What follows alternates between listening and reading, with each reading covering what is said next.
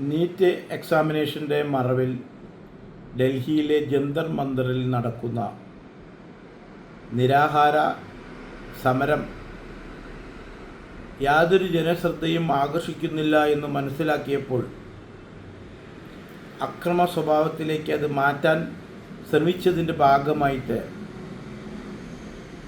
അവിടെ നിരാഹാരം ഇരിക്കുന്നവരെ, സാധാരണഗതിയിൽ നിരാഹാര സമരങ്ങൾ നടക്കുമ്പോൾ അവരുടെ ആരോഗ്യസ്ഥിതി മോശമാകുന്ന സമയത്ത് ഭരണ സംവിധാനം അവരെ അറസ്റ്റ് വരിച്ച് ഹോസ്പിറ്റലിലേക്ക് അഡ്മിറ്റ് ചെയ്യുക സാധാരണമാണ്.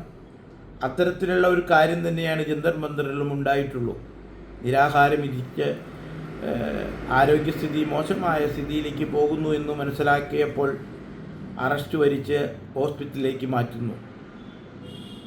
തുടർന്നുണ്ടായ ഉന്തു തള്ളുകളുടെ ഇടയിൽ കൂടി അനാവശ്യമായ സംസാരങ്ങളും മറ്റുമുണ്ടാക്കി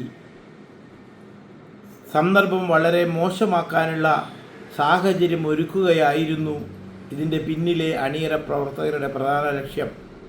20 ദിവസമായി ജന്തർ മന്ദറിൽ ഇരുന്നിട്ട് ഒരു ശ്രദ്ധയും എവിടെയും ആകർഷിക്കപ്പെടുന്നില്ല ഇതുകൊണ്ട് എന്ന് മനസ്സിലാക്കിയപ്പോൾ അവരെ അറസ്റ്റ് ചെയ്ത് കൊണ്ടുപോകുന്നു, ഇനി ഒന്നും ഉണ്ടാകില്ല എന്ന് മനസ്സിലാക്കിയപ്പോൾ സമരത്തിൻ്റെ സ്വഭാവം വേറെ രൂപത്തിലേക്ക് മാറ്റുന്നു. ആ സമയത്ത് കിണ്ടി മുന്നണി പൊളിഞ്ഞവർ, ആ കിണ്ടി മുന്നണിക്ക് നേതൃത്വം കൊടുത്തവർ ആദ്യം CPMകാർ, CPM അഖിലേന്ത്യാ സെക്രട്ടറിയും അതിൻ്റെ ചില MP മാരും അവരുടെ കാർഡൊക്കെ പിടിച്ച് ജന്തർ മന്ദറിൽ നിന്ന് അറസ്റ്റ് ചെയ്ത് കൊണ്ടുപോയ ആ ഹോസ്പിറ്റലിൽ കിടക്കുന്നവരെ കാണാൻ വരുന്നു. ഇതിനു മുന്നേ അവർ അവിടെ നിരാഹാരം ഇരിക്കുമ്പോൾ ഇവരാരുടെയും മുഖം അവിടെ കണ്ടില്ല. പക്ഷേ അവരെ അറസ്റ്റ് ചെയ്ത് ഹോസ്പിറ്റലിലാക്കിയപ്പോൾ ഹോസ്പിറ്റലിലേക്ക് തള്ളിക്കയറാൻ നോക്കുന്നു. ശക്തമായ പോലീസ് അല്ലെങ്കിൽ മിലിറ്ററി ബന്ധവസോടുകൂടി ഇരിക്കുന്ന അവരെ കാണാൻ സമ്മതിക്കാതെ അവരെ അവിടെ നിന്ന് പറഞ്ഞു വിടുന്നു. തുടർന്ന് കേരളത്തിൽ ഇന്നേ വരെ ഒരു ചരിത്രത്തിലും, അതായത് പലതരം സമരങ്ങൾ ഡൽഹിയിൽ ഉണ്ടായിട്ടുണ്ട്. കർഷക സമരം, അല്ലെങ്കിൽ NRC സമരം, CAA സമരം, അല്ലെങ്കിൽ പിന്നെയും നമ്മൾ ലഡാക്ക് സമരം. ഈ സമര കാലഘട്ടങ്ങളിൽ ഒന്നും തന്നെ കേരളത്തിലെ മന്ത്രിസഭ മുഖ്യമന്ത്രിയുടെ നേതൃത്വത്തിൽ ഡൽഹിയിലേക്ക് കുതിച്ചതായിട്ട് നമ്മൾ കണ്ടിട്ടില്ല. പക്ഷേ ഇപ്രാവശ്യം ഈ സമരം, എന്ത് സമരം? പാറ്റകൾ നടത്തിയ സമരം, അങ്ങനെ വേണ്ടേ അതിന് പറയാൻ. ആ പാറ്റകൾ ഒരു നീറ്റ് പരീക്ഷയുടെ കാരണം പറഞ്ഞിട്ട് അവിടെ സമരം തുടങ്ങുന്നു. അത് പ്രതിഷേധിക്കുന്നു. പ്രതിഷേധം ചെയ്യാൻ എല്ലാവർക്കും ഇന്ത്യൻ ഭരണഘടനാ പ്രകാരം അവകാശമുണ്ട്. അതിനെ ആരും ഒന്നും എതിർക്കുന്നില്ല. നിരാഹാരം ഇരിക്കുന്നു. ആരോഗ്യം മോശമാകുമ്പോൾ ഭരണം അതിലിടപെടും.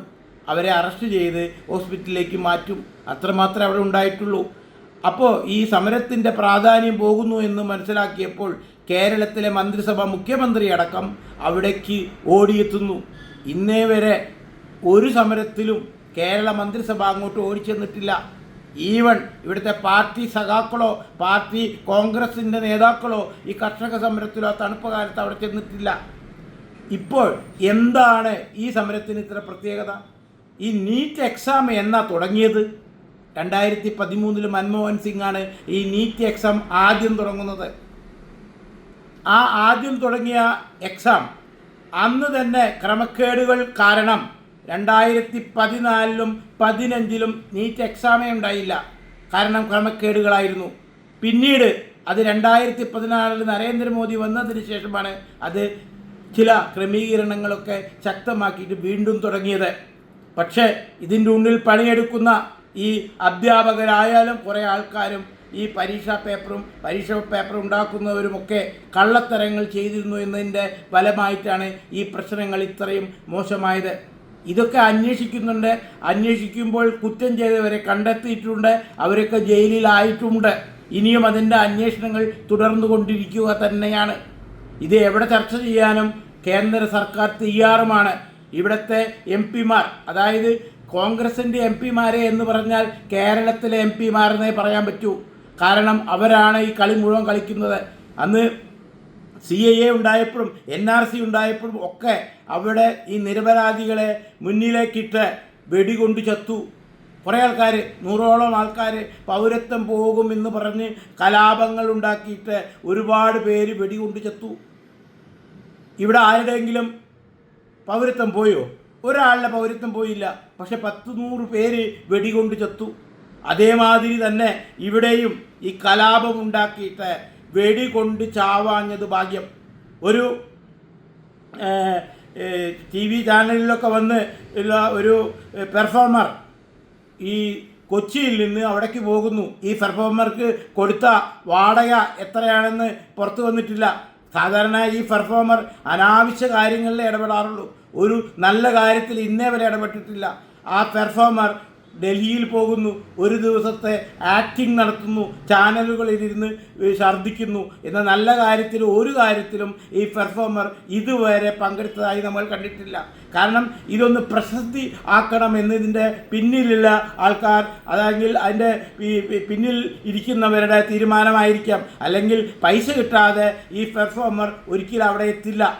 അതവിടെ നിൽക്കട്ടെ. ശരിക്കും അന്വേഷണ ഉദ്യോഗസ്ഥന്മാർ അന്വേഷണത്തിൻ്റെ ഭാഗം തന്നെ ഈ പെർഫോമറെ രഹസ്യമായി കൊണ്ടുപോയി ചോദ്യം ചെയ്യണം. അപ്പോൾ കൂടുതൽ വിവരങ്ങൾ കിട്ടാൻ സാധിക്കും. ഇവിടെ ഒരു കാര്യം മനസ്സിലാക്കണം. ഇവർ, അതായത് പാർലമെൻറ്റിൻ്റെ പരിസരം എന്ന് പറഞ്ഞാൽ അതീവ സുരക്ഷാ മേഖലയാണ്.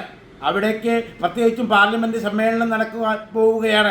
ഈ സമയത്ത് അവിടേക്ക് തള്ളിക്കയറാൻ നോക്കിയാൽ തീർച്ചയായും ഇന്ത്യൻ മിലിറ്ററിയും പോലീസും ശക്തമായി അവിടെ ആക്റ്റീവാവും, പ്രതികരിക്കുമെന്നതിന് യാതൊരു സംശയവുമില്ല എന്ന് ഇവർക്ക് തന്നെ അറിയാം. എന്നിട്ട് പോലും അവരെ അവിടെ തടുത്തു നിർത്തി ഇരിക്കുമ്പോൾ കേന്ദ്ര മന്ത്രിസഭ, പാർലമെൻറ്റ് മന്ത്രിയും മറ്റും അവിടെ ചെന്ന് സംസാരിക്കുന്നു. അപ്പോൾ അവരുടെ ആവശ്യം ചോദിക്കുന്നു. അപ്പോൾ പറയുന്നു നീറ്റ് എക്സാമിൻ്റെ സബ്ജക്റ്റ് പാർലമെൻറ്റിൽ ചർച്ച ചെയ്യണമെന്ന് പറഞ്ഞു ഒരാവശ്യം ഉന്നയിച്ചു.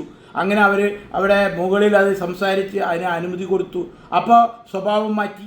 അതുപോലെ എഡ്യൂക്കേഷൻ മിനിസ്റ്റർ രാജിവെക്കണമെന്നായി.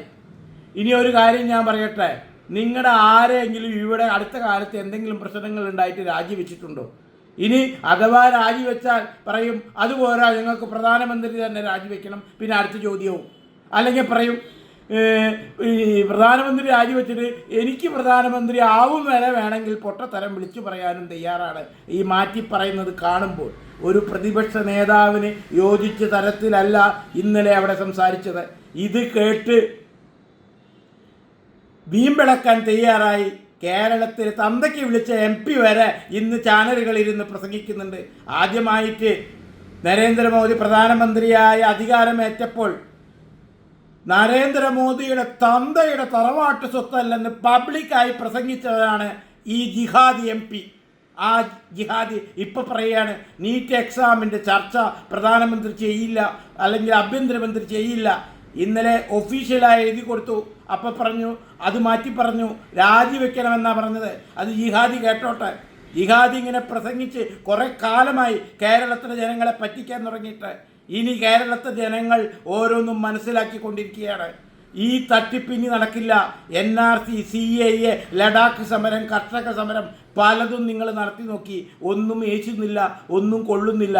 ഇവിടെ നിങ്ങളുടെ നീക്കങ്ങൾ നിങ്ങളെയൊക്കെ കരുവാക്കി ഇതിൻ്റെ പിന്നിൽ വളരെ ശക്തമായ ഒരു വിദേശ ശക്തി കളിക്കുന്നുണ്ട് എന്ന് സർക്കാരിന്, കേന്ദ്ര സർക്കാരിന് നല്ല വ്യക്തമായ റിപ്പോർട്ടുണ്ട്. കാരണം ഇന്ത്യ കുതിക്കുകയാണ് ഓരോ കാര്യങ്ങളിലും. ഇന്ത്യയിൽ ശക്തമായ ഒരു സർക്കാർ ഇനി ഉണ്ടാവാൻ പാടില്ല എന്ന വിദേശ ശക്തികളുടെ, ജിഹാദികളുടെ, തീവ്രവാദികളുടെ ഉറച്ച തീരുമാനമാണ് ഈ നീറ്റ് ഒരു കരുവാക്കി ഇപ്പോൾ വന്നിരിക്കുന്നത്. അത് മനസ്സിലാക്കിക്കോ. നമ്മുടെ രാജ്യമാണ് നശിക്കാൻ പോകുന്നത് നിങ്ങളുടെ ഈ വൃത്തികെട്ട കളി കാരണം. ഈ വൃത്തികെട്ട കളി കൊണ്ട് സംഭവിക്കാൻ പോകുന്നത് എങ്ങനെയെങ്കിലും ആ കസേരയിൽ വന്നു കഴിഞ്ഞാൽ കഴിഞ്ഞു ഭാരതത്തിൻ്റെ കളി. ഇന്ന് ഇന്ത്യ ഈ നിലയിൽ ശക്തമായിട്ട് ലോക രാജ്യങ്ങളിൽ നെഞ്ചു വിരിച്ച് നിൽക്കുന്നുണ്ടെങ്കിൽ ഈ 12 കൊല്ലത്തെ ഭരണം കൊണ്ട് മാത്രമാണെന്ന് ഓർത്തുകൊള്ളുക. നിങ്ങൾ പലതരം കള്ളത്തരങ്ങൾ പറഞ്ഞ്, പലതരം തട്ടിപ്പുകൾ നടത്തിയിട്ട്, പലതരം കളികൾ കളിച്ചിട്ട് പലതും ചെയ്യാൻ നോക്കി, ഒന്നും നടന്നില്ല, ഇനിയും നടക്കില്ല. കാരണം നിങ്ങളെല്ലാവരും നിരീക്ഷണത്തിലാണ്. നിങ്ങൾ സംസാരിക്കുന്നതും നിങ്ങൾ പ്രവർത്തിക്കുന്നതും നിങ്ങൾ ചെയ്യുന്നതും നിങ്ങൾ ചെയ്തു കൂട്ടുന്നതും വളരെ നിരീക്ഷിച്ചുകൊണ്ട് തന്നെയാണ് ഭരണകൂടം നീങ്ങുന്നത്. നിങ്ങൾ ഈ രാജ്യത്തെ, നിങ്ങളുടെ പൂർവികർ ഈ രാജ്യത്തെ മുറിച്ച് കഷ്ണങ്ങളാക്കി. ഇനിയും അതിന് ഇടം കൊടുക്കില്ല. ഭാരതമായിട്ട് തന്നെ നിൽക്കും. നിങ്ങളുടെ കളി ഇവിടെ നടക്കില്ല. നീറ്റ് പരീക്ഷയിൽ നിങ്ങളുടെ ആൾക്കാർ തന്നെ ചെയ്ത തെറ്റുകളുടെ ഫലമായി ഇവിടെ പ്രശ്നമുണ്ടായിട്ടുണ്ടെങ്കിൽ അത് അന്വേഷിക്കും, അതിന് പരിഹാരമുണ്ടാവും. കണ്ടുപിടിച്ചവരെ, തെറ്റ് ചെയ്തത് കണ്ടുപിടിച്ച എല്ലാ പ്രൊഫസർമാരടക്കം എല്ലാവരും ഇന്ന് തിഹാർ ജയിലിലാണ്. ഇനിയും അതിൻ്റെ അന്വേഷണം നടന്നുകൊണ്ടേയിരിക്കുകയാണ്. PSC എക്സാമിന് പ്രശ്നമുണ്ടായി കേരളത്തിൽ. ആ മെറിറ്റ് ലിസ്റ്റിലുള്ളവർ തിരുവനന്തപുരത്ത് സമരം ചെയ്തു. നിങ്ങളാരും ഒന്നും പറഞ്ഞില്ലല്ലോ.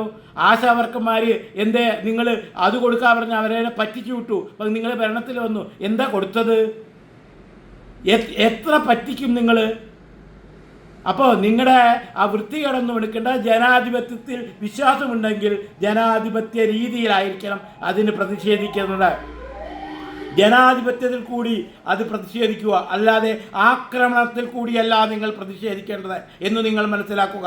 ജനാധിപത്യത്തിൽ വിശ്വാസമുണ്ടെങ്കിൽ മാത്രം. നിങ്ങൾ എന്തിനാണ് കുരയ്ക്കുന്നതെന്ന് എല്ലാവർക്കും അറിയാം. പാർലമെൻറ്റ് സമ്മേളനത്തിൽ പുതിയ നിയമങ്ങൾ പാസ്സാകാൻ പോകുകയാണ്, ഒരു സംശയവും വേണ്ട. കോമൺ സിവിൽ കോഡ്, എലക്ഷൻ ഒറ്റ പ്രാവശ്യം, ഇടയ്ക്കിടയ്ക്കുള്ള ഇലക്ഷൻ ഇനി ഇല്ല, വനിതാ സംവരണ ബില്ല്, അങ്ങനെ എല്ലാം കറക്റ്റായിട്ട് പാസ്സാക്കാൻ പോകുകയാണ് 3/2 ഭൂരിപക്ഷത്തിൽ. ഒരു സംശയവും വേണ്ട. അതിനുള്ള ഭൂരിപക്ഷം BJP ഉണ്ടാക്കി കഴിഞ്ഞു. അതിൻ്റെ തലവേദനയാണ് നിങ്ങളെ അലട്ടുന്നത്. നിങ്ങൾ വിചാരിച്ചിരുന്നു നടക്കില്ല. ആദ്യം നിങ്ങളുടെ കിണ്ടി മുന്നണി ഒന്ന് വാർത്ത് ഉണ്ടാക്കി പുതിയതായിട്ട്. അതേമാതിരി നിങ്ങളുടെ പാർട്ടിക്ക് കേരളത്തിലും അവിടെയൊക്കെ ഒരു നല്ല നേതാവിനെ ഉണ്ടാക്കാൻ ശ്രമിക്കുക. അല്ലാതെ തായ്ലാൻഡും തായ്വാനും മാസത്തിൽ തെണ്ടി നടക്കുന്ന ഒരു നേതാവല്ല. ഇവിടെ സമരം ചെയ്ത് നാടിന് വേണ്ടി എന്തെങ്കിലും ചെയ്യാൻ കഴിവുള്ള ഒരുത്തനെ ആ സ്ഥാനത്ത് കൊണ്ടിരുത്ത്, എന്നിട്ട് കാണിക്ക്. അപ്പോൾ ജനങ്ങൾ നിങ്ങൾക്ക് സപ്പോർട്ട് തരും. അല്ലാതെ ഇതേമാതിരിയുള്ള പാറ്റകളെ ഇറക്കി പാറിപ്പിച്ചിട്ടല്ല നിങ്ങൾ ഈ നാട്ടിൽ ഇത്തരത്തിലുള്ള ആക്രമണങ്ങൾ ഇറക്കി വിടേണ്ടത് എന്ന് നിങ്ങളെ ഓർമ്മിപ്പിക്കുന്നു.